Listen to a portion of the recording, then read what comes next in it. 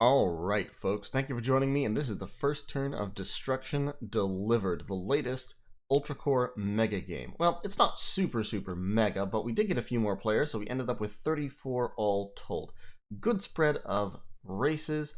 We've got the largest number of Zerons, which is not unexpected. Silborgs are also pretty popular, as actually are Entradishar. And I think Entradishar are popular because they're very simple. I really like them for that reason. They're quite straightforward. The Zerons are popular just because their national unit, the Zeron Heavy Cruiser, is very good. We've got 341 planets here. The next tick will be Monday, April 1st at 8 p.m. Right now it is the 31st. And the game will end at a random term between 29 and 31. We can see the tick schedule here. This is when the ticks will be. It will not change. Ultracorps games commonly, I would say usually, do not have delays. Sometimes the smaller 6-player pub games, the personal universe battles, will delay for someone if there's a problem, but often not. So over here, we're just going to play through the first few turns as they come and collate them into a video here, just so that we can kind of show off how the game plays, especially in the early turns. After that, I'll probably start delaying a little bit, but should be a good time. So down here you can see actually links directly to forum topics, so you can actually view the game forum by itself. Obviously not super active right now, with only 30 players in the game. There are also little headlines. So the game is closed to players and the new map is up. We can look at our capital. So here we are in Arion. We've got our starting fleet. And let's zoom out a little ways. And we can see where we are. So we've got red players all around us. Over here we've got CFRT 2007, Placid Platypus, and Paladin 1991. I actually know Paladin. I used to play with him a lot. But let's change their colors. So let's make Paladin light green so that we can tell them apart from other people. Let's make Star Charger. Oh god, Star Charger. Star Charger is one of the old and very good players of Ultracorps, so that might be a problem. Let's make him light blue. And then push back over here. We've got Platyponia, owned by the Placid Platypus. Let's change him to, let's say, magenta. I like to do this with everyone who surrounds me just so I can tell at a glance who's where. Otherwise, them all being default red is a problem. I did remember how I was talking about how to do this in my earlier video, and I remembered since then. And we'll make CFRT 2007 Cyan. Now, just out of curiosity, this is a new player. He just joined yesterday, so he's never played in a game before. So we'll see how this goes for you. Welcome to the group, dude. Glad to have you here. So I've got around me a few veterans, 3 veterans, and then 1 very new player. Strategically speaking, that probably means I should go this way to attack the new player. But to be honest, I think I'd rather fight one of these guys. I am obviously out of practice, and I think it would be probably be good practice to get into a scrap. Now, this is one of my fellow Entradishar, Placid Platypus, and so of course we are brothers and we in arms, and we should probably cooperate. At the very least, we need to engage in economic manipulation, because the Giganto Planet Attackers will otherwise spike in price since there's 4 of us in a game of only 30 some odd players. And we'll all be trying to build Giganto Planet Attackers, so we need to hold off on that for a little bit. Paladin 1991 is Zeron, so he's probably someone that could do with dying early. Star Charger is always someone who could do with dying early, but won't because he's very good. In terms of the map, we're right on the edge of the map, so let's zoom out so we can see the whole map. This is the map, so it's almost circular. There's a break right here, except for one random-ass planet, Chapitre, which is way out in the ass end of nowhere. This is actually a pretty good world, too. Like, for real. But it is... it's 200 units from any other planet. It's sort of hilarious. Pardon my huskiness this morning, by the way. So, in terms of what we want to do, at this point we kind of have to start planning our first expansions. Everybody has about 12 or 13 planets that are closer to them than anybody else. So we can see here, like Platyponia, so Kandra, Kabna are closer to me, kind of the natural border between me and Placid Platypus up there. Soy Boy. The natural border between us runs right through these worlds here. So basically I end up with 1, 2, 3, 4, 5, 6, 7, 8. No, actually it looks like only 9 worlds. Have I been cheated?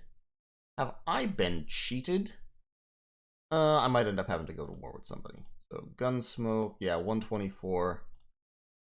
And I'm 170. He's 119, 152. Yeah, so 1, 2, 3, 4, 5, 6, 7, 8, 9. Looks like I only actually get 9 worlds. Assuming everybody takes what's closest to them, which is common. I'll actually only end up with about 9 planets. So it looks like Soy Boy and Platyponia may be encroaching on my... maybe encroaching on my cluster. Unfortunate. So, let's place an order, shall we? Everything's kind of expensive right now. Normally you want to buy things that are below max price. But what I want is actually, I want some better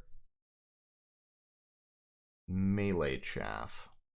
Some better carried chaff, that is. So, ground units. So the thing is, as an Intradishar, if you're building Giganto Planet Attackers, you have a lot of carrying capacity that will go with your armies. So it's often very useful to have a basic small chaff unit that you can just carry around. All-terrain rovers are a pretty decent one, as are ATO2s. ATO2s are fairly tough chaff, but you don't get as many of them. All-terrain rovers are a little bit complex, comparatively. Like, the perfect chaff is Zenran Warmonks, but the problem is their price tends to spike if there's any Zenran in the game, because, and actually even if there aren't any Zenran, because they have multiple upgrades, which upgrade them to various other units. And I wonder why this is only showing the Zincho Mystic Breath. But it should have the Dinchofu Stealth Arts. Ah, right, because that won't be available until turn 8. And then the Art of Silence isn't available until turn 12. But upgrading to Zenran Masters is very, very useful, and so a lot of people will try to do that. So generally I don't use a whole lot of Warmonks. It might be worthwhile to buy an all-terrain rover or a Warmech license, but they're a little bit expensive, so I'm going to hold off for right now. I only have 600 space bucks, as it were. So instead, I'm just going to buy as many Sentinels of Garsaso as I can.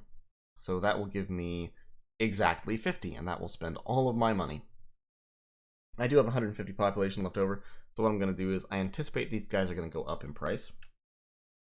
So we're going to buy 49, and then we're going to lock in another 50. So that will get us those 50 at this price. If the price changes next turn to go down, which it might, I suppose, then I will cancel that order and repurchase 50 at the next lower price.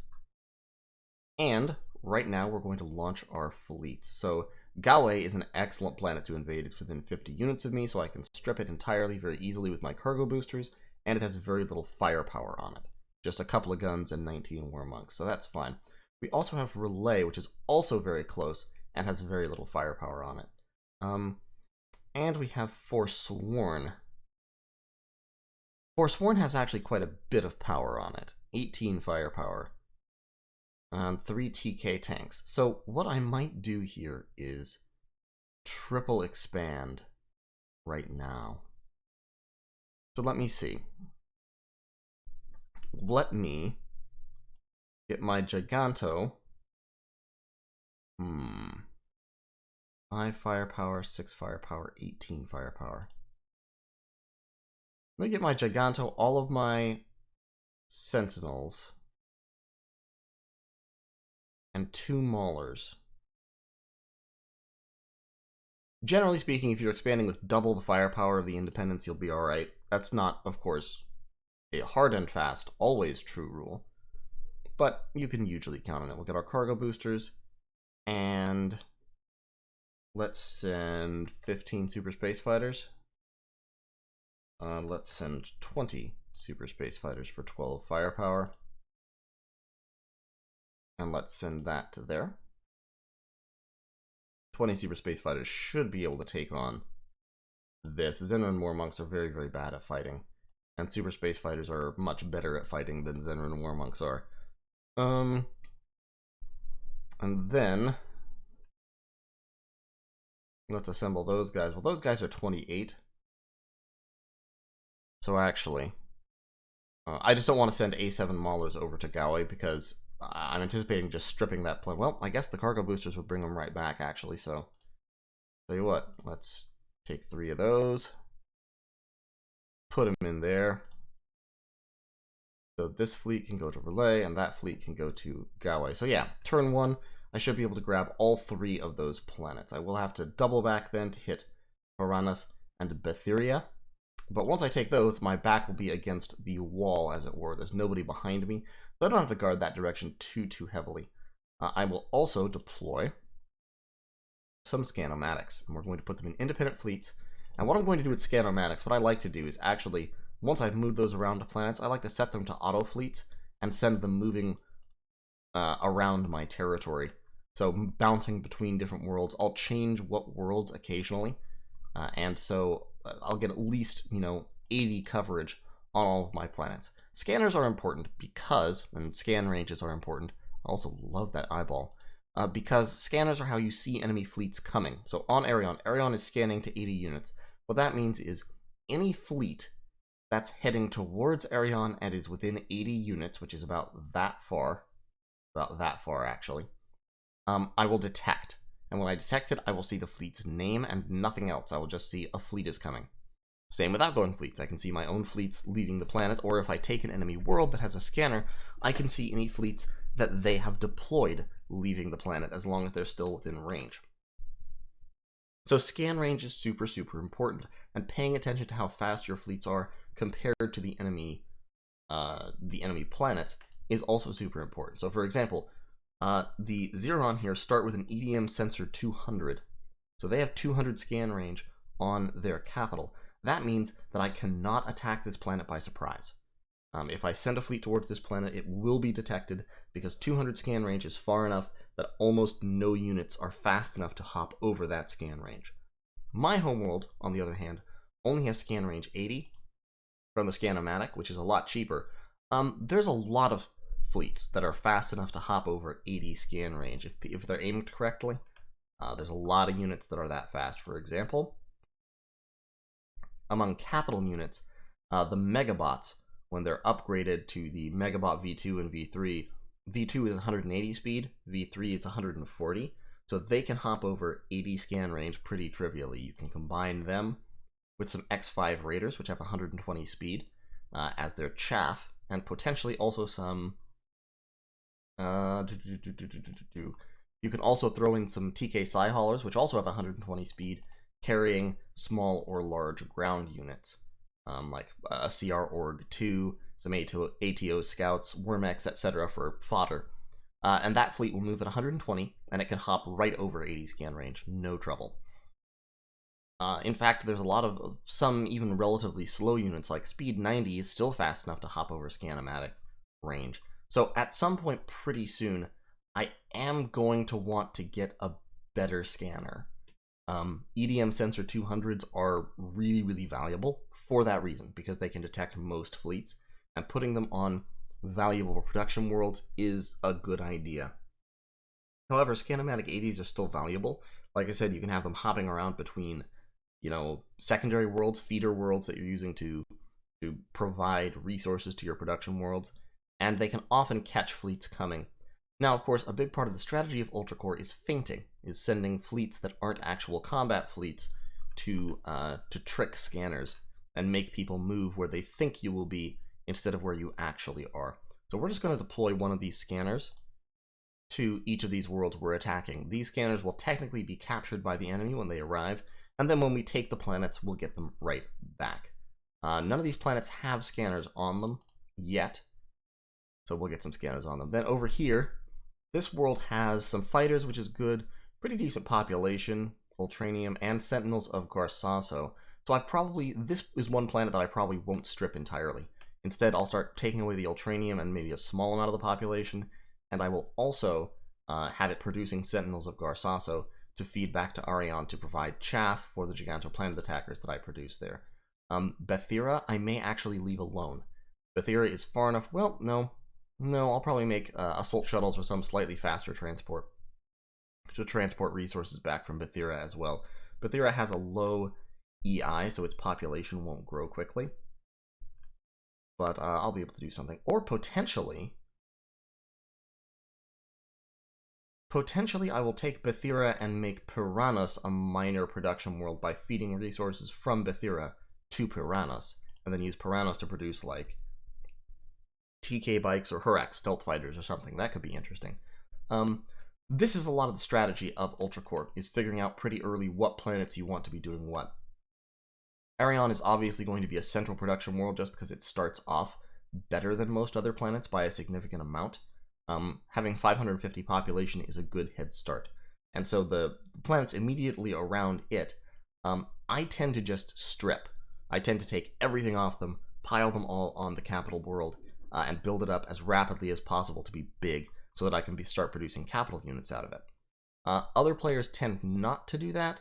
I do it just because it means that, especially if it means that if I'm piling everything on Arion and I lose these worlds to a raid or something, I haven't lost a whole lot. I've only lost, a turn's worth of their production, plus whatever cheap, worthless transports were about to land to pick up their stuff.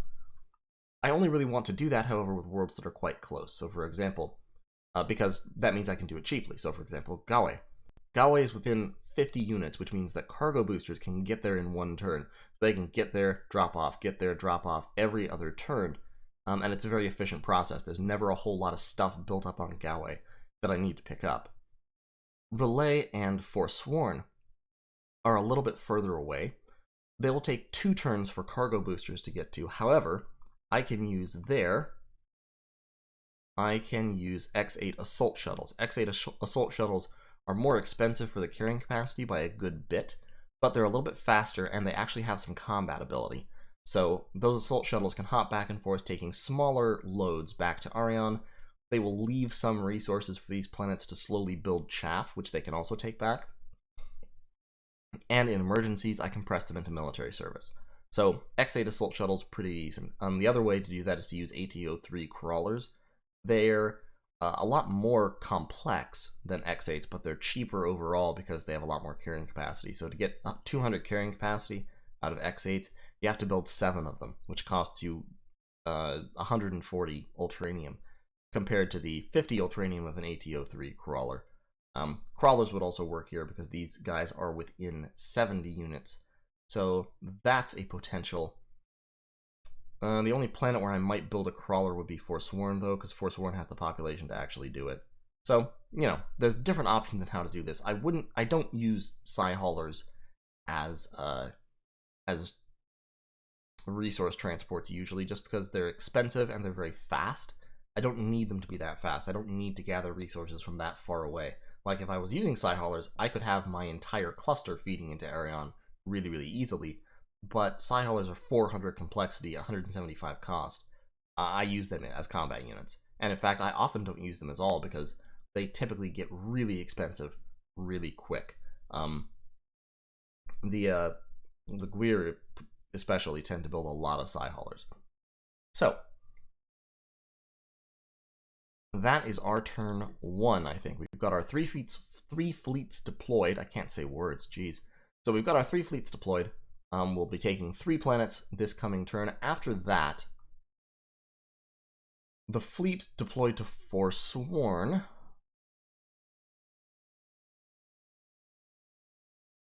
Actually, I'll tell you what. That's what, 126 units from me. How far is it from him? 185 units. Okay. So yeah, after that, I think we go take Bia, or Baya, however you say that. So I think from Forsworn we hop over there. That'll take 2 turns because it's 86 units. Gigantoplanet attackers are slow, so you really have to plan out where they're going ahead of time. If I take all of these, then the GPA hops over that way. I'll want to just take these with slightly faster fodder in a little while. Hit Baya. After Baya, to be honest, after Baya, I want to go move in on Eisenhut. So at that point, I want to be like fighting with Paladin. Just from a strategic perspective, like, that would be the natural extension. Now, the problem is, I don't think I'll have the support units to do that right off the bat. But we'll see. We will see. Okay, so that's turn 1. I'm going to do some diplomacy. I'm going to send some people some ultra mail. But I won't show that on video just because it's, you know, details of that don't need to be known exactly. And I will see you all in turn 2. Alright, folks, welcome back to Ultracorps. Destruction Delivered has just ticked. So the first turn has occurred. You can see there's been some forum discussion, mainly surrounding one of the Nozama players offering to sell Nozama Queens to other players. Nozama Queens are one of the units that can only be built by certain factions. So like the Zeron are the only faction that can build Zeron heavy cruisers. The Nozama are the only faction who can build Nozama Queens. Unlike the Force Coil, which is required to upgrade you to the heavy cruiser, the Nozama Queen license actually can't exist on any non-Nozama planet. So if a planet is conquered by another non-Nozama player, the license disappears. So I've had 3 battles. I captured 3 planets from nobody. Something that I should introduce you this turn as well. First of all, you get badges for what you've done. So you can see here I destroyed 25 fire. I had 25 firepower in one place at the end of the turn, and then you get higher levels as you go on, up to gold if you end up with 2,000 firepower in one place, which is a pretty damn impressive fleet. Also, we should look at the watch list. So I have added to my watch list all of the players who are around me. This is a good way in larger games to keep track of who's nearby. I have changed all of their colors, and this shows me just at a glance how far away from my home planet their home planets are. It shows me how many worlds they currently own, how much population they currently have on the worlds they control, and how much firepower they currently have in their whole empires. And so we can see here that I have 4 worlds, 2 other players, Russian and Star Charger. Star Charger is one of the best of the old guard of Ultracorps players here, have 4 worlds. I have 890 population, which is the highest out of all of us. And in terms of firepower, HCOB, Conoco, and Russian plus Xenofruit all have more firepower than me.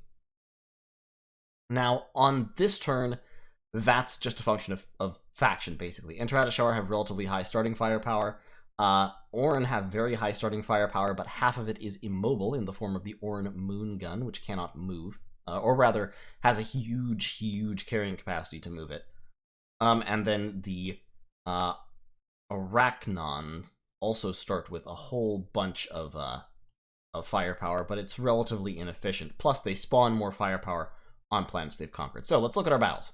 So first of all, I conquered Forsworn, set my Giganto Planet Attacker, 20 Sentinels and 2 A7 Maulers. This was a 5-round battle, so relatively long. And see, my Sentinels took a pretty big penalty because they're not in a base fleet. And so they took fairly heavy casualties. We lost 9, 11, no casualties then, and then on the very last round we took an unlucky hit on an A7 Mauler and lost one of them. So that was a little bit punishing. But overall, we lost about 7 firepower, taking out 18 firepower of nobodies. So fine. In Relay, only 3 rounds this time, and relatively few casualties. We lost 3 Super Space Fighters, and at Goe, 4 rounds here, but since the enemy units are relatively ineffective, we only lost 4 Super Space Fighters there. So, good show. Overall, 3 worlds, relatively few casualties. So, let's zoom out a little bit and we can see where everyone else went. Placid Platypus, I have done diplomacy with him. We have a non-aggression pact. Non-aggression pacts in Ultracorps tend to work about the same as they do in Dominions. So, we have a NAP 3 with Placid Platypus here. We have agreed to divide up worlds based on which ones are closer to whose capitals. So you can see here, Platyponia, Clemonian is 92 away, Vector is 140 away. From Arion, Vector is 178 away, so he is going to get that world, but I'm going to get these worlds here. Hoark is 209 away from me, and 145 away from Platyponia, so once again, he's going to get all these 3. And I'll just get all those 3, which is okay. CFRT 2007, we actually have not talked to yet. Gunsmoke still has a lot of troops left on it, so it seems like he may not have moved his whole army. In fact, over here, it looks like he just sent 2 Xeron medium cruisers out, so he's definitely a new player. He may not fully understand the combat mechanics yet. I'll probably talk to him and make some kind of arrangement, maybe help him out a little bit, because I would definitely, as I've said, love to see more players in this game. Paladin actually has not expanded, but if we look here, we can see he has 52 firepower visible, whereas, yep, that's his total firepower. So it looks to me like Paladin forgot to make a move, because he doesn't seem to have recruited anything, because if I recall correctly, that's just the Xeron starting fleet. Yeah, he hasn't recruited or built anything. Maybe we'll go kill Paladin. So, in any case, I actually ended up leaving one of my ATO3s here in Arion to pick up Sentinels, and then I switched to making Super Space Fighters after that. So we can look at Sentinels, we can see Sentinel price stayed even, Super Space Fighter price stayed even. Giganto Planet Attacker price dipped, which is good, because I'll be wanting to build them at some point. A7 Mauler price actually went up, which is fine. I don't really want to be building a lot of them. ATO3 price also went up, and then we can look at buying new licenses as time goes on. But right now, we've used up all our Ultranium. So all our Ultranium is actually being our limiting factor right now. So the first thing we can do is we can make a fleet out of 1 Crawler and 20 Sentinels, and that can move to join our troops somewhere else. Probably, that world is pretty hardcore. That would be a pretty damaging world to try and take early on. We will want to take both of these pretty quickly. Paranos would be a good planet to take. So let's send Perfect Cobra here over towards Paranos. You gotta love the random names they assign to fleets in this game, by the way. Vanilla Totem here. Didn't I send any other transports with Vanilla Totem? Might have fucked up. What we're gonna do here real quick is buy a license for a transport to move these A7 Maulers. They have CA minus 30 each, so they require 30 carrying capacity. Now the X8 Assault Shuttle has exactly 30 carrying capacity, so we're going to buy that, and we're going to have to build 3 of them. So we're going to build 3 X8 Assault Shuttles.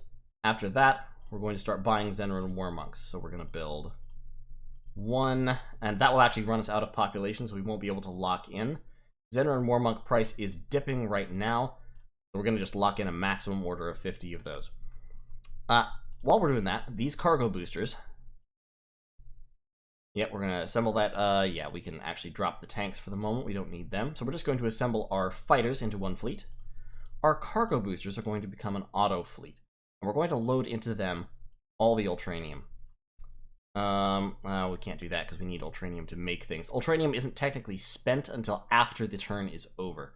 So we have the license plus 3 shuttles plus 1 Zenran War Monk.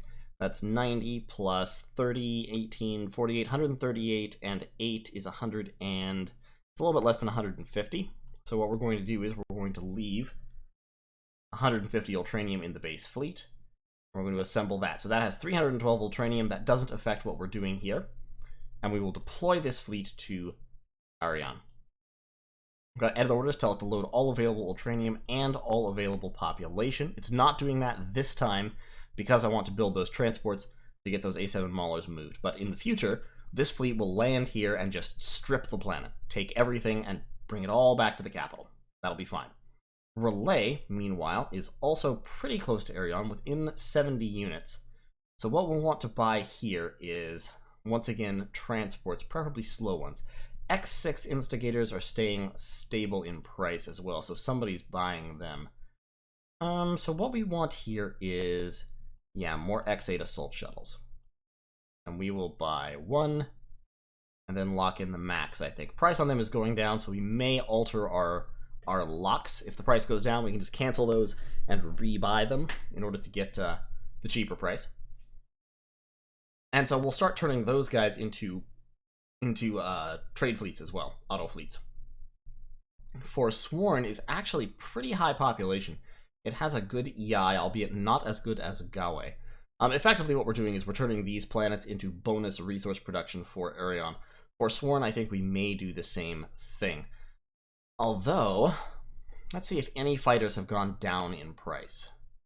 No, in fact, X7s have gone up significantly. X5s have actually gone down a little bit. X5s have relatively low firepower, but they are very fast, so you can get them where you need them pretty quickly. TK bikes are staying the same, Harak stealth fighters are going down a little bit, and super space fighters are staying the same. So, what I'm thinking here is, on Forsworn, Forsworn has enough population to build 4 fighters, and what we can do here is, so this fleet, that's 11 firepower going to Pyranos.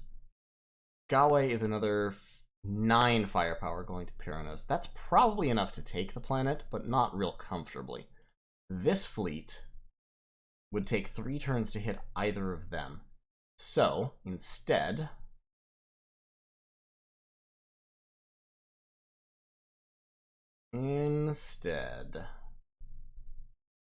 let's cancel deployment for a second. Let's look at Kandra. Just to confirm, yeah, Kandra is a world that I get, as is Kabnaw. So let's deploy. Kabnaw is a pretty good world.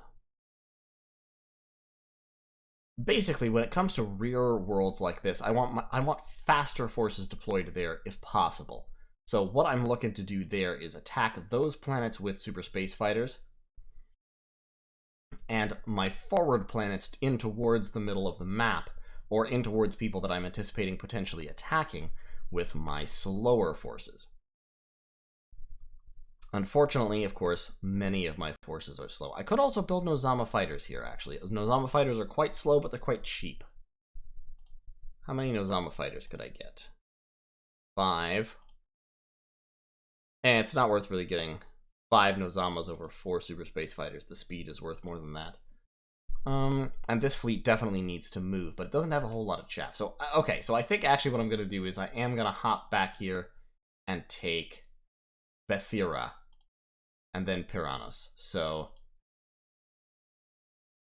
this fleet from Arion, deploy to Bethira. We can click this button up here to see all of our fleets that are moving. So we can see, okay, we've got about 40 firepower all told heading to Bethira.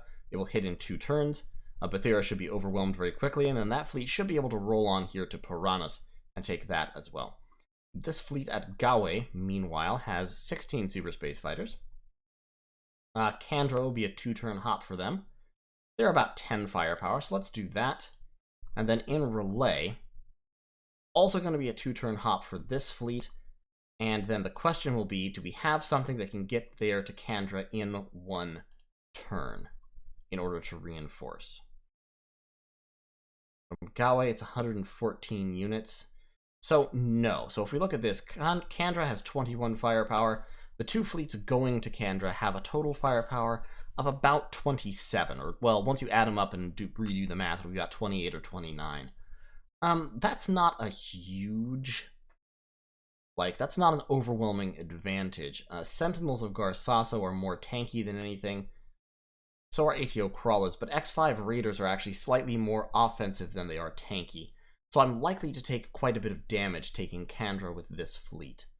That being so, I might actually want to go somewhere else, I guess. Tell you what, where can this guy get in 2 turns? You could get to Kandra in 3 turns. That would give me a little bit of time to recruit and launch from Arion. Yeah, let's actually send him to Kandra. Arion is recruiting super space fighters, but only 8 of them.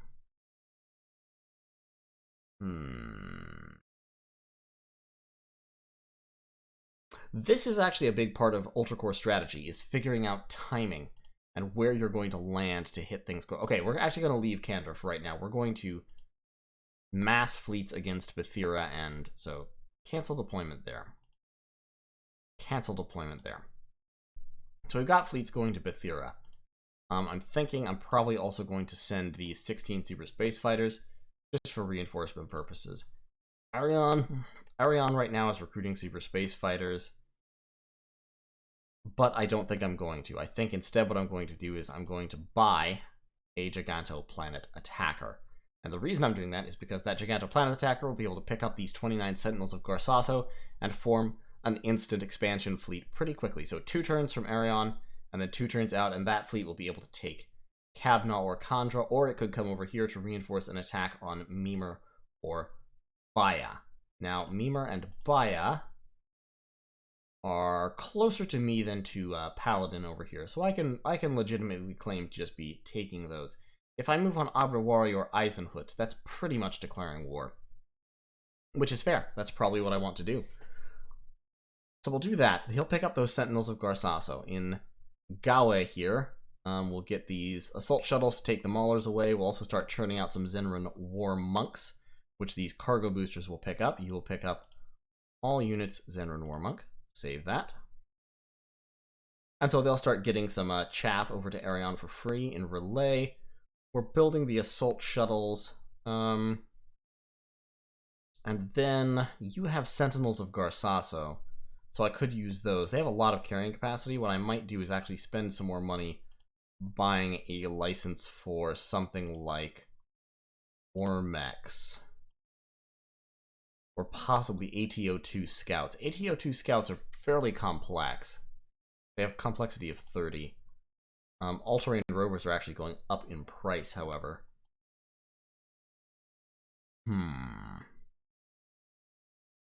Only have 69 population. Yeah, I might go ATO2s. They have pretty decent firepower for chaff units. I'll worry about it next turn, though. Right now, Relay doesn't really need to do anything. So, we do still have the matter of this fleet right here that's not moving. It has 17 firepower. That's enough to potentially be doing something, but it's not, unfortunately, enough to really be taking any of these planets that we see. It would take 3 turns to reach Piranus.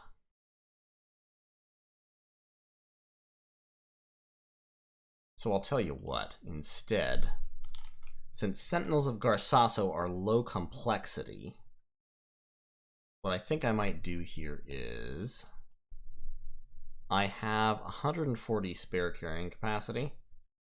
So let's cancel those. We will go ahead and buy the X8 Assault Shuttle license, but we'll then just try to buy a bunch of Sentinels of Garsaso, pack them into the Astral Flood, and next turn Astral Flood will take off towards Kabna. So that'll be 3 turns. So 1 turn to build 8 Sentinels, 2, 3 to reach Kabna. Arion is 112 units away from Kabna. So actually, yes, give me those 8 super space fighters we were talking about, or Kabna's 112. What would the license cost me for X5s? 90? They're kind of expensive in gold, too. I have a big influx of Ultranium. I'm sorry, Ultranium. I have a big influx of Ultranium coming from Gawe next turn, but that won't help me right now. So yeah, so we're going to get our 8 super space fighters.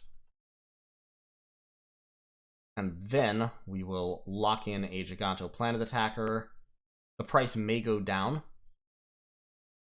but that's fine.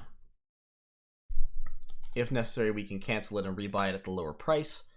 But I think that should help. That should, because that will commit some complexity towards it. Okay, so the plan then will be, we'll take Bethira in 2 turns, we'll take Kabna and Piranus in 3 turns.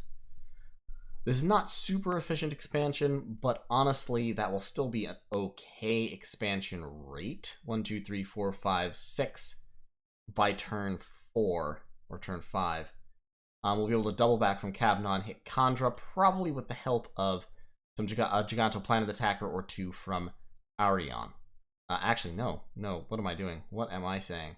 The easiest and quickest way to get firepower moved from Arion is actually just to buy an ATO3 here, which will give me 200 carrying capacity. That can carry my Sentinels. Actually, I can even buy another one. And then have some A7 Maulers added as well, so I can have 2 of those. And that's another whole little army. And then 1 super space fighter. There we go, and that used up my Ultranium exactly. Okay, that's the most efficient way to do this. So that will give me 400 carrying capacity. That'll be able to carry all 29 Sentinels, which is 13 firepower, plus 2 A7 Maulers, which will add another 3 or so, plus the crawlers themselves. So that will be a whole another 17 or 18 firepower fleet. And those will be able to combine to take Kabna very easily. Once they've taken Kabna, they can't hop up to Vector, because Vector is Plataponia territory, but they might be able to, they can double back to Kandra, or they might be able to hop to Habu if CFRT is not amenable to diplomatic outreach. So, we'll be able to make some moves, we'll be able to do some things, we'll be able to get going, and once I've done this in 2 or 3 turns, I'm going to transition over to primarily Gigantoplanet attacker production. So I'll have a lot of kind of moderately effective capital units fairly early in the game, and that's the goal. So in any case, this has been a long video, I know. I'm doing the first few turns this way just to show you kind of what goes into an Ultracorps turn. Also of interest, you have a notes screen where you can write things down and help yourself remember them. You have the world screen where you can look at all of your planets, and I can see, oh, I forgot to tell Forsworn to build anything. So what should they be building? Well, we have 740 Ultranium at 100 population. We have a lot of Ultranium available, so what I'm going to do with this world, which is fairly far behind the lines, is I'm going to buy the license for the X5, which is a very fast fighter. And I'm going to max produce them. So I'll have a few fast fighters available to reinforce my armies from this world. Not a whole lot of firepower, but some. We've got Scanomatics on all our planets. Right now we will be wanting to move them around in the near future. But so Forsworn will be able to send a couple of firepower to reinforce Bethira, and then a couple more to reinforce Paranus, or it could launch them up here to help against Kabna. And so having that speed will definitely help me in the future. In any case, that is the turn, and I will see you all in turn 3.